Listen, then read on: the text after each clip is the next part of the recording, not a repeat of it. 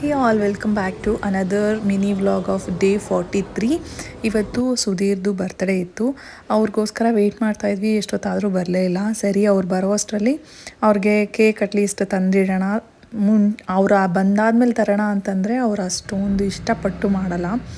So ಹಂಗಾಗಿ ಮಕ್ಕಳು ಖುಷಿಗೋಸ್ಕರ ಒಂದು ಸರ್ಪ್ರೈಸ್ ಮಾಡೋಣ ಅಪ್ಪನಿಗೆ ಮುಂಚೆನೇ ತಂದಿಡೋಣ ಅಂತ ಅಂದರು. ಸರಿ ಮಕ್ಕಳು ಖುಷಿ ಪಡ್ತಾರಲ್ವ ಅಂದ್ಬಿಟ್ಟು ಹೋಗಿ ಕೇಕೆಲ್ಲ ತೊಗೊಂಬಂದೆ. ಇದೆಷ್ಟು ಮೊನೋಟನಸ್ ಜಾಬ್ ಅನಿಸುತ್ತೆ ಕೆಲವು ಸಲ.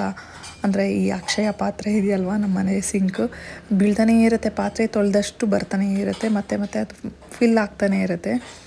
ಸೊ ಇನ್ನೊಂದು ಸ್ವಲ್ಪ ಎತ್ತಿಡೋದಿತ್ತು ಪಾತ್ರೆಗಳು, ಅದನ್ನೆಲ್ಲ ಎತ್ತಿಟ್ಟು ವೆಯ್ಟ್ ಮಾಡಿ ಆ್ಯಕ್ಚುಲಿ ಬೆಳಿಗ್ಗೆಯಿಂದ ಬೇಗ ಬರ್ತೀನಿ ಅಂತ ಬರಲೇ ಇಲ್ಲ. ಕೊನೆಗೂ ಮಕ್ಕಳಿಗೆ ಎಕ್ಸಾಮ್ಸ್ ಇರೋದ್ರಿಂದ ಓದಿಸ್ಬೇಕಿತ್ತು. ಸರಿ ಆಯಿತು, ಓದಿಸಿ ಮುಗಿಸಿ ಎಲ್ಲ ಆಮೇಲಿಂದ ಏನಾದರೂ ಡಿನ್ನರ್ಗೆ ಪ್ರಿಪೇರ್ ಮಾಡೋಣ ಅಂತ ಅದನ್ನು ಕೂಡ ನಾನು ಮಾಡ್ಕೊಳ್ತಾ ಇದ್ದೀನಿ. ಆ್ಯಕ್ಚುಲಿ ಹಾಗೆ ಹೇಳಬೇಕು ಅಂದರೆ ಕಂಟಿನ್ಯೂಸ್ ಆಗಿ ಮದುವೆ ಮನೆಯಲ್ಲಿ ತಿಂದಿರೋವಂಥ ಫಂಕ್ಷನ್ ಊಟಗಳೇ ಆಗೋಯಿತು. ಮತ್ತು ಇವತ್ತು ಆಚೆ ಹೋದರೆ ಅದು ಏನೂ ಫೀಲ್ ಆಗಲ್ಲ ತಿಂದಂಗೆ, ಮನೇಲೇ ಮಾಡ್ಕೊಂಡು ತಿನ್ನೋಣ ಅಂದ್ಬಿಟ್ಟು ಮನೇಲೇ ಮಾಡ್ತಾಯಿದ್ದೀನಿ.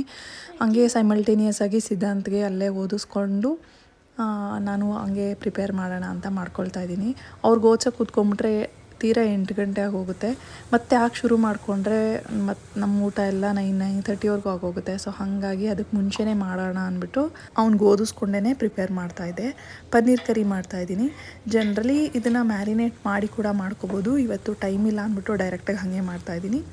ಈರುಳ್ಳಿ ಟೊಮೆಟೊ ಹಾಕಿ ಪನ್ನೀರನ್ನ ಹಾಕಿ ಫ್ರೈ ಮಾಡ್ಕೊಂಡಿದ್ದೀನಿ. ಅದ್ರ ಜೊತೆಯಲ್ಲಿ ಸ್ವಲ್ಪ ಚಿಲ್ಲಿ ಆಯಿಲ್ ಅಂತ ಸಿಗುತ್ತೆ, ಇದನ್ನು ಯಾವುದೇ ಡಿಶಸ್ಗೆ ಹಾಕಿದ್ರೂ ತುಂಬ ಟೇಸ್ಟು ಚೆನ್ನಾಗಿ ಕೊಡುತ್ತೆ. ಇದ್ರ ಜೊತೆ ಸ್ವಲ್ಪ ಖಾರದ ಪುಡಿ, ಉಪ್ಪು, ಧನಿಯಾ ಪುಡಿ, ಹಾಗೆ ಯಾವುದಾದ್ರೂ ಚಿಕನ್ ಮಸಾಲ ಇದ್ದರೆ ಹಾಕ್ಕೋಬೋದು. ನಾನು ಚಿಲ್ಲಿ ಆಯಿಲ್ ಹಾಕಿದ್ರಿಂದ ಅದನ್ನೇನು ಹಾಕ್ಕೊಳ್ಳಿಲ್ಲ. ಇದ್ರ ಜೊತೆ ಸ್ವಲ್ಪ ಮೊಸರು, ಕಸೂರಿ ಮೇಥಿ ಆ್ಯಡ್ ಮಾಡಿಕೊಂಡ್ರೆ ಪನ್ನೀರ್ ಕರಿ ತುಂಬ ಡಿಲಿಷಿಯಸ್ ಆಗಿ ರೆಡಿ ಆಗುತ್ತೆ. ಇದ್ರ ಜೊತೆ ಚಪಾತಿ ಹಿಟ್ಟು ಕಲಸಿಟ್ಕೊಂಡಿದ್ದೆ, ಅದನ್ನು ಮಾಡಿಕೊಂಡೆ.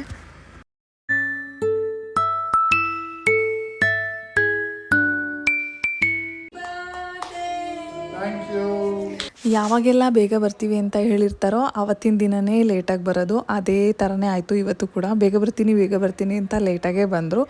ಎನಿಹೌ ಬರ್ತ್ಡೇನ ಸಿಂಪಲಾಗಿ ಸೆಲೆಬ್ರೇಟ್ ಮಾಡಿಕೊಂಡು ಇವತ್ತಿನ ದಿನನ ಮುಗಿಸ್ಕೊಂಡ್ವಿ. Thanks for watching.